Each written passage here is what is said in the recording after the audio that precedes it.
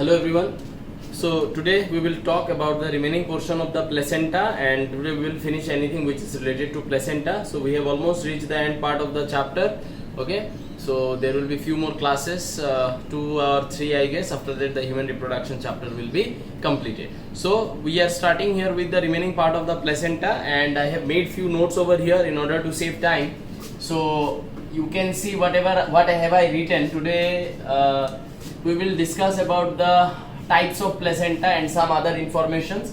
So the first thing that we are talking out over here, whatever notes I have made over here, what these notes are related to. These notes are related to a very interesting fact that whenever there is the embryogenic development, or whenever there is the embryogenesis going on inside the mother's womb, at that time we know placenta will be formed and umbilical cord will be formed. And through placenta, through umbilical cord, there will occur some exchange of materials between the fetus blood and the maternal blood.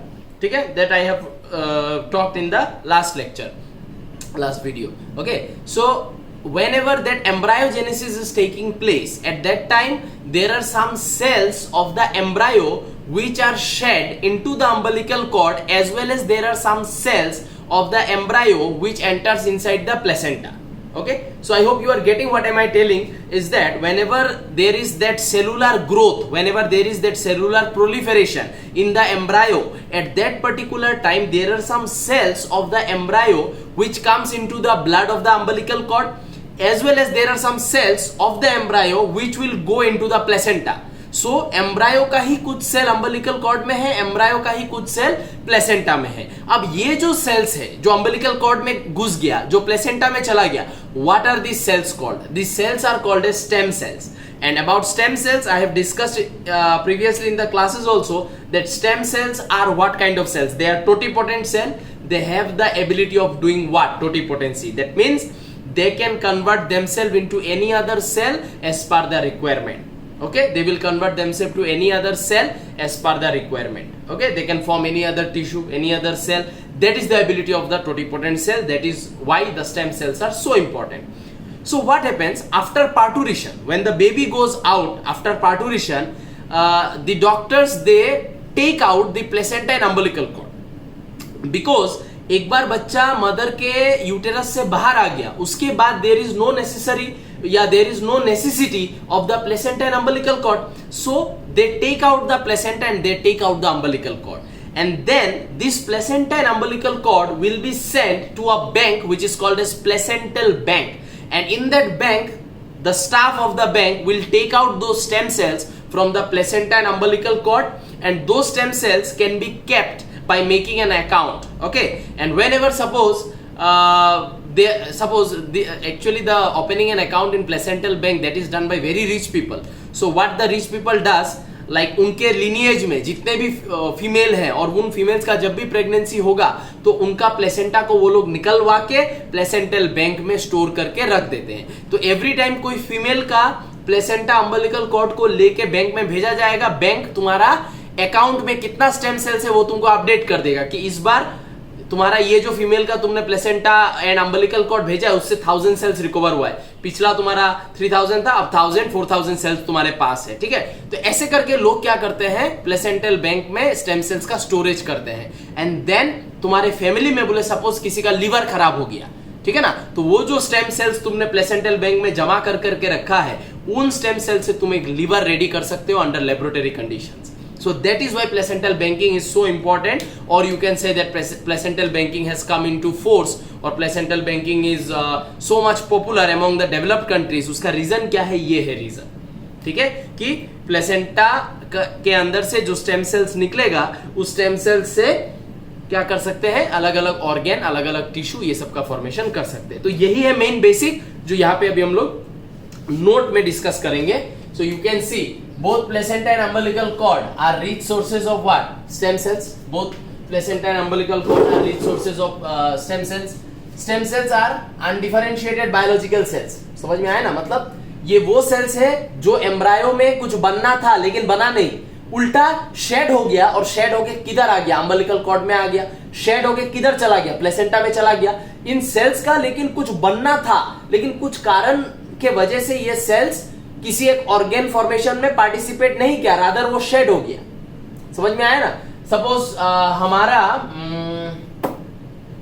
Skin का formation, तो ectoderm हमारा क्या करता है? Epidermis का formation करता है। तो एक्टोडर्म ने 1000 सेल्स को बोला कि तुम जाओ, जाके तुम क्या करो? एपिडर्मिस का फॉर्मेशन करो। सपोज 1000 में से 900 सेल ने पूरा एपिडर्मिस बना दिया, 100 सेल्स का कोई जरूरत ही नहीं हुआ, वो 100 सेल्स क्या होगा? शेड हो जाएगा।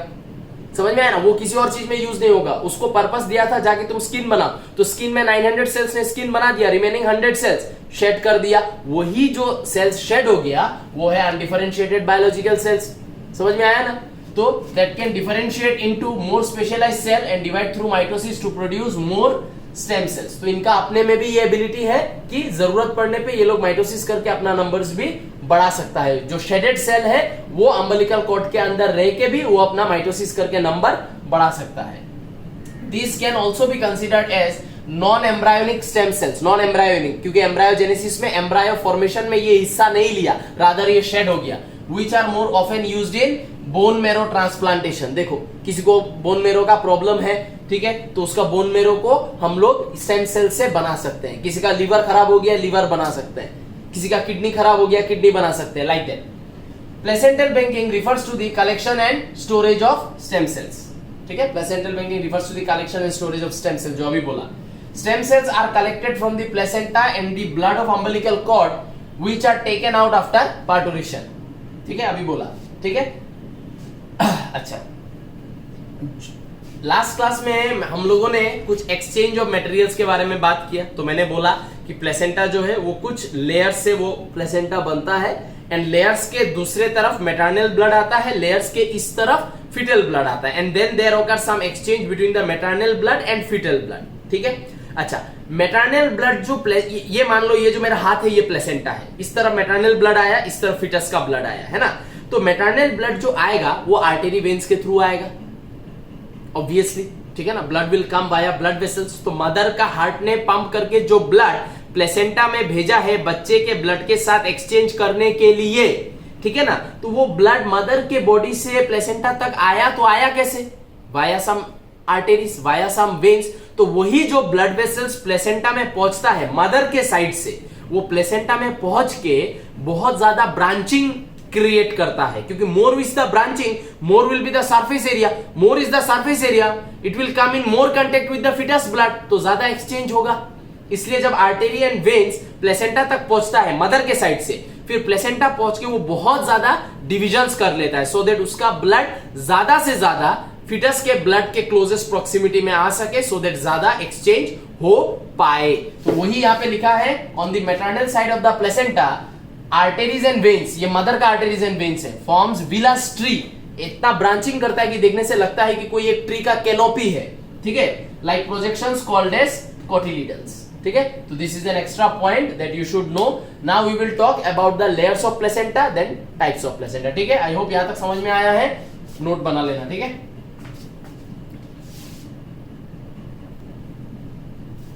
ठीक है, तो अब हम लोग डिस्कस करेंगे regarding the layers of placenta. तो as the placenta is made up of how many layers? 6 layers. Okay, so if I make 6 layers, okay, so if I make 6 layers, suppose this is 1, this is 2, this is 3, okay, and then मैं यहाँ पे बनाऊंगा और 3 layers, total 6 layers बन गया।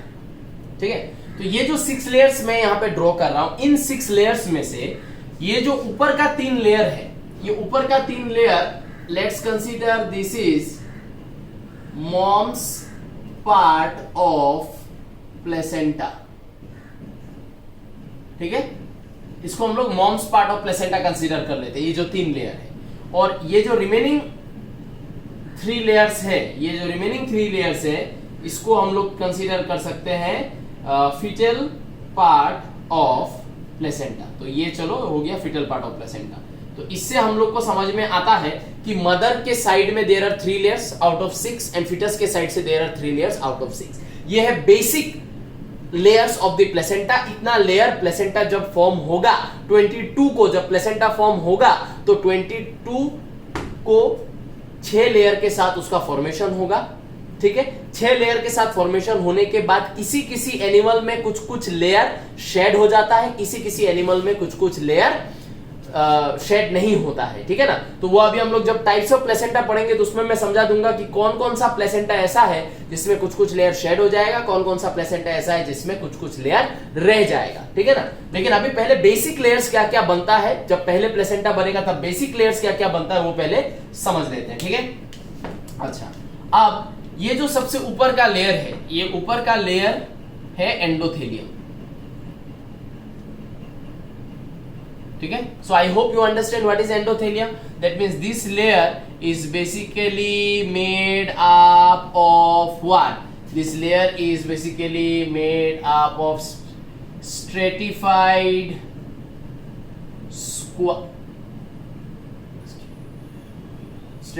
स्क्वामोज cells से ये वाला लेयर बना हुआ है। बीच का जो लेयर है, बीच का लेयर को हम लोग बुलाते हैं stroma, and this stroma is basically made up of what? It is made up of connective tissue, okay. And if you ask me which connective tissue, then I will say it is areolar plus adipose, ठीक। ये जो तीसरा layer है, ये तीसरा layer क्या है? ये तीसरा लेयर वो है जिसके बारे में हम लोग पहले डिस्कस कर चुके हैं। इसको मैं यहाँ पे लिखूंगा यूटेराइन म्यूकोसेल इपिथेलियम। और ये यूटेराइन म्यूकोसेल इपिथेलियम ये कौन सा लेयर है, ये किस लेयर के बारे में हम लोग यहाँ पे बात कर रहे हैं? यूटेराइन म्यूकोसेल इपिथेलियम ये वो लेयर है जिसने इंटरडिजिटेशन किया था कोरियोनिक विलाई के साथ टू फॉर्म प्लेसेंटा। द इंटरडिजिटेशन करने वाला हिस्सा द यूटेराइन म्यूकोसेल इपिथेलियम, जिसमें हम लोग को क्या मिला था? मायोमेट्रियल विली मिला था, एंड मायोमेट्रियल विली हम लोग को मिला था, विलाई हम लोग को मिला था। एंड मायोमेट्रियल विलाई के साथ there were also you can say little bit of क्या था? एंडोमेट्रियल टिश्यू, ठीक है। हम लोगों ने देखा था दैट मायोमेट्रियल विलाई का जो ये सब जगह, ये सब में थोड़ा थोड़ा क्या प्रेजेंट था? एंडोमेट्रियल टिश्यू वाज देयर, ठीक है। तो ये है तुम्हारा पहला 3 लेयर जो मदर के साइड से रिप्रेजेंट करता है प्लेसेंटा को, okay. And then the remaining 3 layers, उन रिमेनिंग 3 लेयर्स में ये जो लेयर है, ये लेयर है कौन? ये लेयर है हमारा कोरियन। एंड कोरियन का हम लोग क्या बोल सकते हैं? कोरियोनिक विलाई, उसका और इसका इंटरडिजिटेशन से यहाँ पे प्लेसेंटा का फॉर्मेशन हुआ था। बाकी जो 2 लेयर है वो सेम होगा। बाकी ये वाला जो लेयर है इसको हम लोग स्ट्रोमा बुलाते हैं, एंड इसके नीचे का जो है इसको हम लोग एंडोथेलियम बुलाते हैं, ठीक है। तो यहां से ये 2 लेयर एंड वहां से ये 2 लेयर ये सेम है, बस यहाँ पे नाम थोड़ा सा अलग अलग है। And these are the 6 layers of your placenta, ठीक है। और ये 6 लेयर्स जब प्लेसेंटा इनिशियली फॉर्म होगा, at that time all this 6 layers are going to be there, but according to some points, like what are those points? Some animals might have a shorter gestation period. Gestation period, I hope you understand. I talked about gestation period, that from the formation of zygote till the delivery of that particular baby, this is called as gestation period, or the period of pregnancy. So if there are some animals whose gestation period is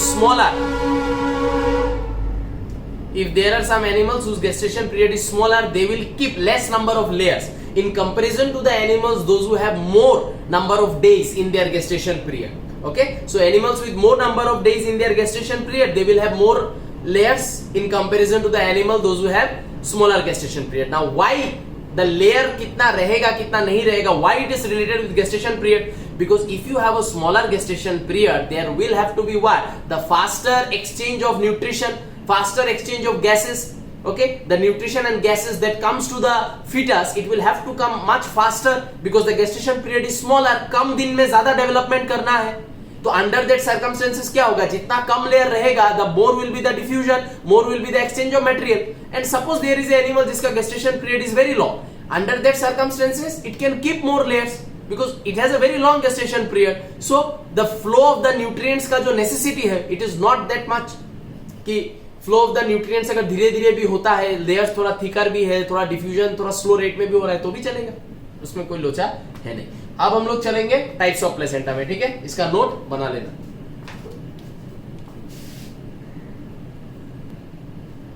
ठीक है. So this is the next part, that on the basis of the structure, as I told you, जब placenta form होगा there will be all the layers present, but according to some criteria, according to the necessity, some layers will be kept, some layers will be shed. So on that basis placenta are of following types. How many types? 5 types. Okay, so you need to remember the name and example, because entrances में example से ही question आता है, definition कोई नहीं पूछेगा, example से question आता है या फिर मैच द कॉलम देता है. ठीक है, तो ये थोड़ा सा अच्छे से देख लो. इपिथेलियोकोरियल पहला, प्लेसेंटा विद ऑल 6 बेरियर. जो 6 लेयर्स अभी हम लोगों ने ड्रॉ किया, 6 का 6 पूरा प्रेजेंट रहेगा through out the gestation period, कोई भी लेयर शेड नहीं होगा. ठीक है, इसमें एग्जाम्पल देखो क्या दिया है. एग्जाम्पल दिया है हॉर्स एंड गधा.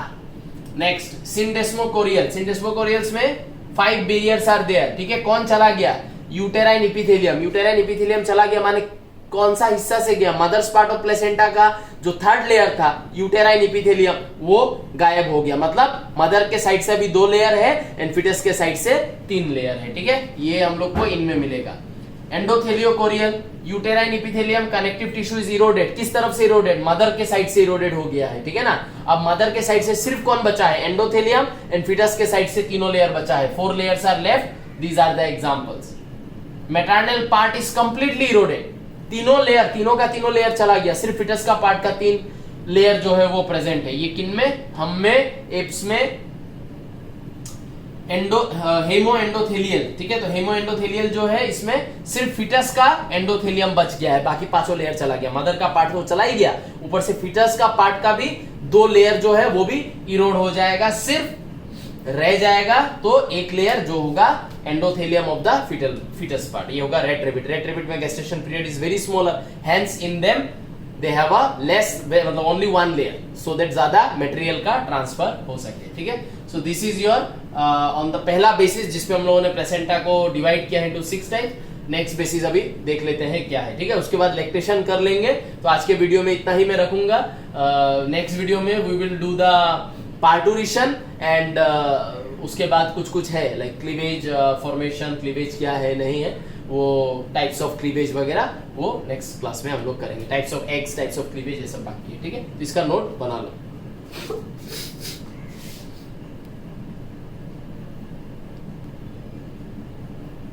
सो this is the next basis जिसके अकॉर्डिंगली हम लोग प्लेसेंटा को 3 टाइप्स में डिवाइड कर रहे हैं. ठीक है, और यहाँ पे बेसिस क्या है? बेसिस ये है कि आफ्टर पार्टूरिशन, जब बेबी निकल जाएगा मदर के बॉडी से, उसके बाद what will occur to the layers of the placenta, or what will occur to the placenta? Will the placenta stay inside the mother's womb, or will that placenta going to come out along with the fetus? So depending on that, what will occur to the placenta after parturition, after the fetus is expelled out, okay, what is going to happen to the placenta? Will it stay inside or will it go along the fetus, or it will go out along with the fetus? On that basis we have made these divisions, and here are your 3 types of placenta depending on this criteria. Okay, so the first one is called as non-deciduous. So what is non-deciduous? In non-deciduous you will see that no part of placenta is shed. Okay, these are those animals, basically जो non deciduous होता है, non deciduous वो animals होते हैं जिनमें number of layers of placenta ज्यादा होता है.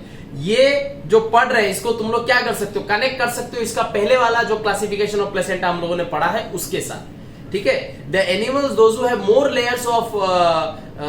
मोर layers in their placenta, these are those animals जो रिटेन करता है या शेड नहीं करता है. ठीक है, तो नॉन डेसिडुअस जो है, non deciduous is that type of placenta in which the mother's part of placenta will be retained, और मदर्स पार्ट ऑफ प्लेसेंटा का तीनों लेयर रिटेन होगा. तो मदर्स पार्ट ऑफ प्लेसेंटा का तीनों लेयर रिटेन होने के लिए तीनों लेयर होना भी तो पड़ेगा. तो वो तीनों लेयर मदर्स पार्ट का सिर्फ किस में होता है? इपिथेलियोकोरियल, जो इसके आगे वाले में हम लोगों ने किया था, हॉर्स एंड एस, जिनमें 6 का 6 लेयर प्रेजेंट था, मदर का भी 3, फिटस का भी 3. ठीक है ना. तो this is what is called as non deciduous. No part of, you can see, no part of uterine portion of placenta is broken off. इसका मतलब जो मदर्स पार्ट ऑफ प्लेसेंटा है वो पूरा का पूरा रिटेन हो जाएगा. जब बच्चा निकल के जाएगा तो बच्चा अपने साथ फिटल पार्ट ऑफ प्लेसेंटा को अपने साथ लेके जाएगा, लेकिन mother's part of placenta will be retain. Now you can ask me, sir इस रिटेंशन से होगा क्या? प्लेसेंटा का तो काम खत्म, तो ये रिटेंशन से होगा क्या? किसी किसी एनिमल का यूटेरस में ये एबिलिटी है कि यूटेरस वो जो रिटेन पार्ट ऑफ प्लेसेंटा है उसको खा सकता है, ठीक है ना, और खा के न्यूट्रिशन अपने आप को दे सकता है। This is just like the estrous cycle में जो मैंने पढ़ाया है, स्ट्रेटम बेसिलिस स्ट्रेटम फंक्शनल को क्या कर जाता है, फेगोसाइटोसिस कर जाता है, खा जाता है, तो न्यूट्रिशन उसको मिलता है। सिमिलर चीज यहाँ पे हो रहा है। एंड देखो कनेक्शन देखो, हॉर्स एंड एस उनमें तो एस्ट्रस साइकिल होता है, उनमें स्ट्रेटम बेसिलिस है उनके यूटेरस में, तो प्लेसेंटा भी कहां फॉर्म हो रहा है? यूटेरस में फॉर्म हो रहा है। प्लेसेंटा का एक हिस्सा लेके बच्चा निकल जाएगा, फीटल पार्ट ऑफ प्लेसेंटा लेके हॉर्स एंड एस का बच्चा निकल जाएगा, लेकिन मदर्स पार्ट ऑफ प्लेसेंटा को निकलने नहीं दिया जाता है। Stratum basalis mother's part of placenta को खा लेगा, खा के अपना न्यूट्रिशन अपना मेंटेन करेगा। एग्जाम्पल देखो, नेक्स्ट जो है उसको क्या बोल रहे हैं? कॉन्ट्राडेसिडुअस। कॉन्ट्राडेसिडुअस में क्या होगा? Even the fetal part of placenta is retain. Mother का पार्ट तो रिटेन होगा ही, फीटस का पार्ट भी ये रिटेन कर लेगा। कुछ कुछ एनिमल ऐसा होता है कि जब उनका गेस्टेशन पीरियड चलता है एंड जब वो लोग अपने गेस्टेशन पीरियड के अपने एंड ट्राइमिस्टर में पहुंच जाते हैं या एंड पार्ट ऑफ द पार्टूरिशन या गेस्टेशन पीरियड में पहुंच जाते हैं, जब बच्चा बहुत बड़ा हो जाता है, it is almost about to come out like that, तो उस टाइम पे मदर का ऐसा हालत होता है कि वो खाना उन्हें एकदम नहीं खा पाती है। तो उन्होंने अपना सर्वाइवल के लिए क्या किया? एडेप्टेशन किया कि बच्चा जब निकल जाएगा उसके बाद क्या करेंगे, जो रिमेनिंग जो भी लेयर्स उनमें प्रेजेंट है प्लेसेंटा का, वो सारा का सारा लेयर्स को यूटेरस एब्सॉर्ब कर लेगा to give nutrition to the body. And these are some of those animals. Google करने का, अभी मैं कैसे दिखाएगा, बन के तो नहीं दिखा सकता है, तो ये गूगल करने का, ठीक है, गूगल करके गूगल से देखने का कि एनिमल देखने में कैसा है। और ये सब एनिमल जो है, इन सब एनिमल में 6 का 6 लेयर्स होने का, एंड ये जो 6 लेयर्स है ये इसको इनका जो यूटेरस है वो एब्सॉर्ब कर लेगा, फिटस का पार्ट को भी शेड नहीं करेगा, ठीक है। And the last one is deciduous, जो अपन लोग में होता है, ठीक है। तो डेसिडुअस में हम लोग क्या देखेंगे? पूरा का पूरा placenta goes out along with the baby, कुछ भी रिटेन नहीं होता है, पूरा का पूरा प्लेसेंटा फिटस के साथ पार्टूरिशन के वक्त निकल जाएगा, ठीक है। तो example human apps, you can write this, ठीक है। सो दिस इज योर मतलब प्लेसेंटा का एक और बेसिस पे हम लोगों ने क्लासिफिकेशन देखा है, ठीक है। एक और बेसिस था प्लेसेंटा का, तो ये सब मतलब बियॉन्ड एनसीईआरटी चीजें हैं। तो अनदर बेसिस है जिसमें हम लोग क्या बोलते हैं इसको, कि यूटेरस के अंदर प्लेसेंटा यूटेरस के अंदर कहाँ कनेक्शन बनाता है। मतलब जब एम्ब्रायो जब यूटेरस के अंदर है तो उस एम्ब्रायो का जो एमनियन कोरियन है, कोरियन जो है वो क्या करता है, वो प्लेसेंटा बनाता है, और बनाने में क्या करता है, यूटेरस का एक लेयर के साथ वो जुड़ जाता है, इंटरडिजिटेशन।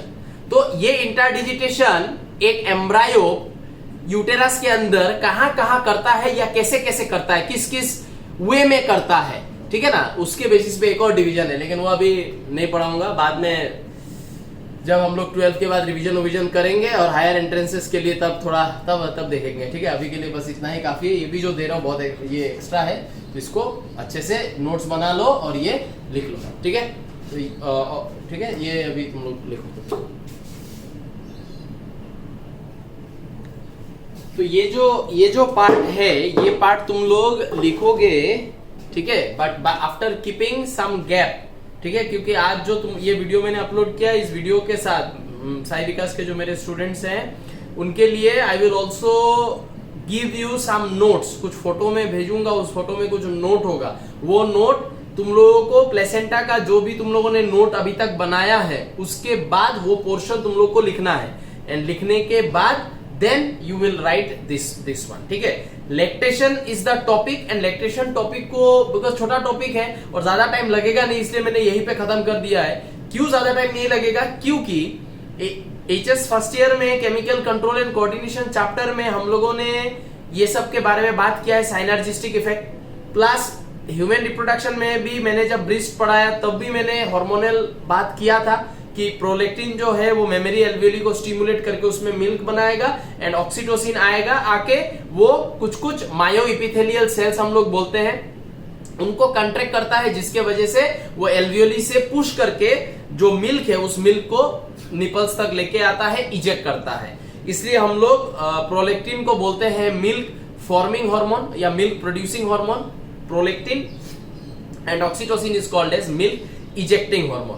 प्रोलैक्टिन एंड ऑक्सीटोसिन दोनों एक दूसरे को मदद करता है, एक फॉर्म करता है, दूसरा निकालता है। तो इन दोनों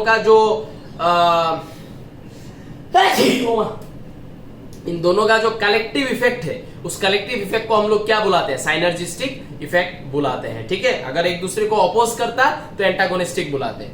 तो यहां पे देखो वही लिखा है कि एस्ट्रोजन एंड प्रोजेस्टेरॉन, ये दो hormone are essential for the physical development of breast. तो जैसे एक फीमेल प्रेग्नेंट होती है तो एस्ट्रोजन एंड प्रोजेस्टेरॉन का लेवल बॉडी में बढ़ता है। तो जैसे एक फीमेल प्रेग्नेंट होगी तो उसका ब्रेस्ट का साइज तक जितना था वो ड्यूरिंग प्रेगनेंसी थोड़ा सा और बड़ा हो जाएगा। ठीक है, क्यों? क्योंकि बॉडी में during that time estrogen and progesterone का लेवल बहुत हाई रहेगा। यहाँ पे फिर मैंने वही लिखा है, prolactin milk forming hormone, milk producing hormone भी लिख सकते हो। Prolactin's concentration in the blood rises steadily from the 5th week of pregnancy. ठीक है, rises steadily from the 5th week of pregnancy. After birth the concentration increases by 10 to 20 times. क्योंकि अभी तुम लोग ये बोल सकते हो कि सर प्रोलैक्टिन जो है, प्रोलैक्टिन 5th वीक से बॉडी में आना चालू हो गया तो क्या 5th वीक से ही फीमेल मिल्क सीक्रेट कर सकती है? नहीं कर सकती। क्यों नहीं कर सकती है? क्योंकि ये जो दो हार्मोन है एस्ट्रोजन एंड प्रोजेस्टेरॉन, ये दोनों हार्मोन क्या करता है? Physical development of breast. साथ ही साथ एस्ट्रोजन एंड प्रोजेस्टेरॉन एक और काम भी करता है। क्या? Estrogen and progesterone gives negative feedback to mammary alveoli to not produce milk, है ना? तो प्रोलैक्टिन का कंसंट्रेशन 5th वीक से बॉडी में बढ़ना तो चालू हो गया, लेकिन 5th वीक से क्या प्रोलैक्टिन मिल्क प्रोड्यूस कर सकता है? नहीं कर सकता है, क्योंकि 5th वीक से जब प्रोलैक्टिन का लेवल बढ़ना चालू हुआ तब बॉडी में ऑलरेडी एस्ट्रोजन एंड प्रोजेस्टेरॉन का लेवल हाई है। एंड एस्ट्रोजन एंड प्रोजेस्टेरॉन क्या करेगा? मेमोरी एल्वियोली को नेगेटिव फीडबैक देगा, बोलेगा मिल्क मत बनाओ अभी। ठीक है, तो प्रोलैक्टिन फिर मिल्क कब बना सकता है? आफ्टर प्रेगनेंसी बना सकता है। काहे को? क्योंकि आफ्टर प्रेगनेंसी, ठीक है ना, जैसे ही प्रेगनेंसी खत्म हो जाएगा वैसे ही प्रोजेस्टेरॉन का लेवल क्या होगा? फीमेल के बॉडी में गिरेगा। ठीक है ना, क्योंकि प्लेसेंटा चला जाएगा तो एचसीजी नहीं है, एचसीजी नहीं है तो कॉर्पस ल्यूटियम और एक्टिव नहीं रहेगा, तुरंत corpus luteum finish. Corpus luteum finish तो there is no progesterone, progesterone का लेवल गिरेगा। प्रोजेस्टेरॉन का लेवल जैसे ही गिरा वैसे ही क्या हो गया? प्रोलैक्टिन को वो पावर मिल गया मेमोरी एल्वियोली को क्या करने का? स्टिमुलेट करने का एंड मिल्क बनाने का। Oxytocin milk ejecting hormone has synergistic effect to the prolactin. Synergistic अभी समझाया, एक बनाएगा दूसरा निकालेगा, तो एक बना रहा है दूसरा निकाल रहा है, दोनों एक दूसरे को कंप्लीमेंट कर रहा है। ठीक है ना, तो अंडर दैट सर्कमस्टेंसेस इस तरीके का हार्मोनल भाईचारा को हम लोग क्या बुलाते हैं? साइनर्जिस्टिक इफेक्ट बुलाते हैं। ठीक है, अच्छा नेक्स्ट पॉइंट जो तुम लोग को लिखना है, काफी ज्यादा एमसीक्यू वगैरह में भी तुम लोग को ये सब पूछा जाएगा कि जब प्रेगनेंसी खत्म होता है, बच्चा बाहर आता है, उसके बाद बच्चा मदर का मिल्क पीना शुरू करता है, तो जो पहला मिल्क जो बच्चा पिएगा उस मिल्क का कलर थोड़ा सा येलोइश टाइप का होता है। वो मिल्क नॉर्मल मिल्क से थोड़ा डिफरेंट भी होता है, वो उस मिल्क में थोड़ा सा एक येलोइश कलरेशन रहता है, थोड़ा गाढ़ा रहता है, थिकर रहता है। काहे को? ठीक है, क्योंकि उसको हम लोग मिल्क नहीं बुलाते हैं। इनिशियल डेज आफ्टर पार्टुरेशन में फीमेल जो अपने ब्रेस्ट से सीक्रेट करेगा उसको हम लोग कोलोस्ट्रम बुलाते हैं। ठीक है, कोलोस्ट्रम ये देखो colostrum, the fluid that is secreted in the first few days after parturition is called colostrum. ठीक है, तो ये कोलोस्ट्रम नॉर्मल मिल्क से थोड़ा सा अलग है, वो पहला कुछ दिन ही निकलेगा, उसके बाद नॉर्मल मिल्क निकलना चालू हो जाएगा। तो ये जो कोलोस्ट्रम है, इस कोलोस्ट्रम का कलर क्या है? It is slightly yellow in colour, it is rich in calories, क्योंकि कोलोस्ट्रम जो है, कोलोस्ट्रम में बहुत ज्यादा फैट ड्रॉपलेट्स प्रेजेंट होता है। ठीक है, इसके वजह से कोलोस्ट्रम का कलर थोड़ा सा येलोइश टाइप का होता है। प्लस येलोइश होने में एक और चीज है, क्या है? कोलोस्ट्रम में प्रेजेंट है एक एंटीबॉडी। एंटीबॉडी मैंने तुम लोग को ऑलरेडी बोला है, समझाने का थोड़ा सा कोशिश किया है कि एंटीबॉडी जो है, इसके मदद से हम लोग हमारे बॉडी में कोई भी फॉरेन सेल्स, जो हमारा नॉन सेल्फ सेल है, bacteria is not our cell, वो फॉरेन सेल है, ये सब जब आएगा तो हमारा बॉडी का एंटीबॉडी उस फॉरेन सेल के साथ फाइट करेगा। तो एंटीबॉडी 5 टाइप का होता है, उन 5 टाइप में एक एंटीबॉडी होता है जिसको हम लोग बुलाते हैं IgA। एंड ये जो IgA एंटीबॉडी है, ये देखने में कुछ ऐसा है। ठीक है, इस तरीके का होता है एंटीबॉडी IgA देखने में। तो इस तरीके का कुछ कुछ, मान लो ये प्रोटीन ही है, ठीक है, और ये IgA का अगर फुल फॉर्म पूछो तो इसका फुल फॉर्म है इम्यूनोग्लोब्युलिन A। तो ये जो एंटीबॉडी है, ये एंटीबॉडी का कलर भी थोड़ा सा येलोइश टाइप का होता है। ये एक प्रोटीन है और इस प्रोटीन का कलर भी थोड़ा सा येलोइश होता है। So due to the presence of calories, rich in calories माने fat, and due to the presence of antibodies, the colour of the cholesterol is yellowish in colour. बुझला? ठीक है, यहाँ पे मैंने क्या लिखा, provides passive immunity to the child. Passive immunity और एक्टिव इम्यूनिटी ये क्या चीज है? एक्टिव इम्यूनिटी माने जब हमारा बॉडी खुद से एंटीबॉडी बनाएगा और बना के एक बैक्टीरिया के साथ फाइट करेगा, उसको हम लोग एक्टिव इम्यूनिटी बुलाते हैं। ठीक है, और जब हम लोग बाहर से एंटीबॉडीज हमारे बॉडी में आएगा और आके हमारे बॉडी के ऑर्गेनिज्म के साथ फाइट करेगा, उसको हम लोग पैसिव इम्यूनिटी बुलाते हैं। तो यहाँ पे क्या हो रहा है, मदर का ये जो मैंने IgA बोला, ये IgA किसने प्रोड्यूस किया? मदर ने प्रोड्यूस किया, और मदर ने प्रोड्यूस करके इस IgA को अपने मिल्क में डाला, डाल के वो बच्चे के बॉडी में भेज रहा है। अब बच्चे के बॉडी में कोई बैक्टीरिया आएगा तो उस बैक्टीरिया के साथ फाइट करेगा कौन? ये, क्योंकि बच्चा का खुद का इम्यूनिटी अभी तक इतना डेवलप नहीं हुआ है। तो इसलिए मदर अपने मिल्क के थ्रू ये जो एंटीबॉडी है, इस एंटीबॉडी को फिटस को देते रहेगा। ठीक है, और फिटस इस एंटीबॉडी को क्या करेगा? मिल्क के थ्रू खाएगा, एब्जॉर्ब करेगा, और ये एंटीबॉडी फिटस के बॉडी में बैक्टीरिया के साथ मारामारी करेगा, फाइटिंग करेगा, बैक्टीरिया को मार देगा। तो यहाँ पे क्या हो रहा है, बच्चा जो है वो खुद का एंटीबॉडी खुद प्रोड्यूस नहीं कर रहा है बैक्टीरिया को मारने के लिए, मदर से आया हुआ एंटीबॉडी के मदद से मार रहा है। इसको पैसिव इम्यूनिटी बुलाते हैं। When you take antibody from outside and that kills your body में रहने वाला बैक्टीरिया। तो बाहर से तुमने एंटीबॉडी लेके तुमने अपने बॉडी के बैक्टीरिया को मारा, पैसिव इम्यूनिटी। बैक्टीरिया तुम्हारे बॉडी में आया, तुम्हारा बॉडी ने खुद से एंटीबॉडी बना के उसको मार दिया, दिस इज एक्टिव इम्यूनिटी। ठीक है, अच्छा, normally milk contains essentially the same concentration of proteins, lactose, but almost no fat। कुछ दिन बाद जो मिल्क निकलना चालू होगा, उस मिल्क में प्रोटीन रहेगा, लैक्टोज रहेगा, मिल्क शुगर, लेकिन उसमें फैट का कंटेंट कम हो जाएगा। इसलिए मिल्क का कलर क्या हो जाता है? व्हाइट व्हाइट टाइप का हो जाता है और येलोइश नहीं रहता है। लेकिन इनिशियली येलोइश रहेगा क्योंकि उसमें प्रोटीन्स तो रहेगा ही, लैक्टोज भी रहेगा, फैट भी रहेगा, एज वेल एज एंटीबॉडी भी रहेगा। तो फैट और एंटीबॉडी के रहने की वजह से कलर ज्यादा येलोइश हो जाता है कोलोस्ट्रम में। कुछ दिन बाद fat eliminate, proteins, then carbohydrate and antibody वो रह जाएगा, फैट एलिमिनेट हो जाएगा। तो कलर जो है वो इतना ज्यादा येलोइश नहीं होगा, व्हाइट व्हाइट टाइप का रह जाएगा। ठीक है, तो ইয়াতে মই আজি মোৰ ভাষণটো সামৰিলো। তোমালোকে এইটো চাবা আৰু ভালকে নোটছখিনি বনাই ল'বা। Till then, take care, enjoy. Bye bye.